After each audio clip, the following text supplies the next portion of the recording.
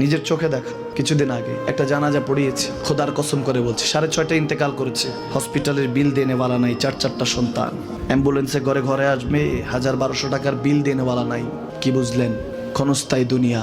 মুমিনের কম থাকলেও আমি বলি, কেউ যদি এসে বলে হুজুর একটু দোয়া করেন, খুব পেরেশানিতে আছি, আমি তার হাত চুমু খেয়ে বলি তোমাকে মোবারকবাদ, আল্লাহ তোমাকে ভালোবাসে। পেরেশানি তো মালিক দেয়, এই জন্য এটা রহমত মুমিনের জন্য। পেরেশানি দেয় যখন ফেরেশতারা বলে আল্লাহ চাইতেছে চাইতেছে, টাকা পয়সা চাইতেছে, বলে এটা কি? বলে ফাসেক, দে বিদায় কর। তার চাওয়া চাই, বিরক্ত লাগে, বিদায় কর, কি লাগে দে।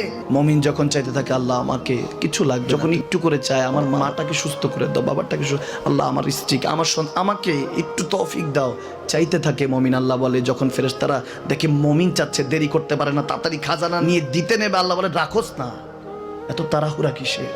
তার চাওয়ার মধ্যে তো প্রেম আছে, একটু চাইতে দেস না। থাকুক না মুমিন আর একটু পেরেশান, থাকুক না, থাকতে দেস না।